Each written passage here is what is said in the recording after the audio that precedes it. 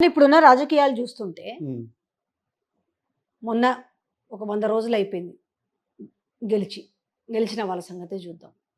10 ఏండ్లు నిజంగా ఇవాళ నాకే కాదు చాలా మంది అడుగుతున్నారు. నిజంగా ఇవాళ బీఆర్ఎస్ పార్టీ ప్రభుత్వంలో ఉండుంటే ఇప్పుడు మారుతున్న వాళ్ళు, మారిన వాళ్ళు మారేవాళ్ళా?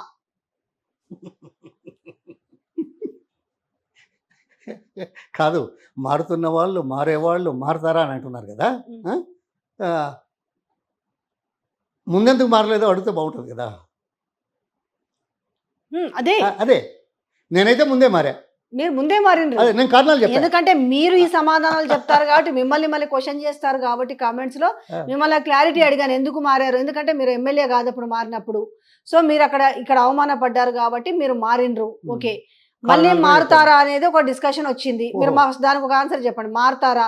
ఆల్రెడీ మీరు కేకే లాంటి వాళ్ళు గెట్ బ్యాక్ అంటున్నారు కాబట్టి మరి పొన్నాల కూడా ఎందుకంటే 45 ఏళ్ల పాటు సుదీర్ఘ కాలం పాటు కాంగ్రెస్ పార్టీలో ఉన్నారు కాబట్టి మళ్ళీ మీరు కూడా ఎందుకంటే అధికారంలో ఇప్పుడు కాంగ్రెస్ పార్టీ ఉంది కాబట్టి మీరు కూడా కాంగ్రెస్ పార్టీలోకి వెళ్తారా? హుహు. 45 సంవత్సరాల నుండి విశ్లేషణ చేసిన తర్వాత, కారణాలు మీకింత వివరంగా చెప్పిన తర్వాత, మారతారా అనే ప్రశ్న మీకు ఎట్లా వస్తదో తెలవదు. అడగక తప్పట్లేదు. జరుగుతున్న పరిణామాలు చూస్తుంటే ఏది నమ్మాలో ఏది ఆహా! అంటే అయితే కనురెప్ప మూసి తెరిచేలోగా కాదు, కాదు. జరిగిపోతున్నాయి. ఇలా అడిగే పరిస్థితులు మీరు అడిగితే తప్పులేదు గదా! అని అనుకునేప్పుడు, ఈ మారకపోవడానికి కారణాలేందో ఇన్ని సంవత్సరాలు చెప్పిన తర్వాత కూడా మారతారా అని అడిగితే మేమేమనుకోవాలా? అంటే ఇలా నన్ను కూడా, కాంగ్రెస్ నన్ను కూడా, అధికారంలో నన్ను ఉంది కూడా, కదా!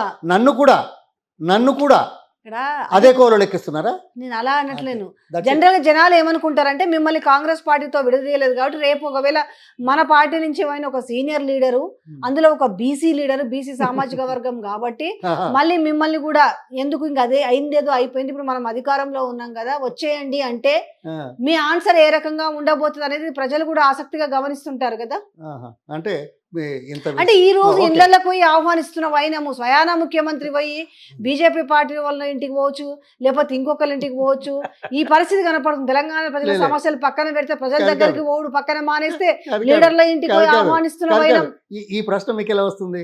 కాంగ్రెస్‌లో ఉన్నవాళ్ళనే పట్టించుకోనటువంటి పరిస్థితులుంటే, బయటి ఇంకెవరినో పార్టీల వాళ్ళని అద్భుతంగా అదే పట్టించుకుంటున్నారు. కొంతమంది లీడర్లను ఏమైంది?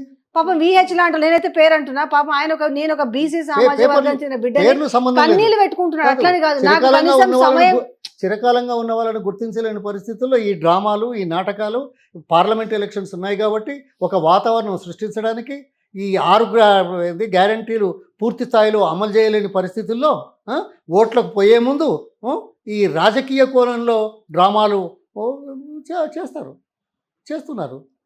అది అర్థం చేసుకుంటారు. కాకపోతే ఓ రోజు ముందు వెనక అంతే. ఇంకా ఎన్ని ఉన్నాయి? 45 రోజులా?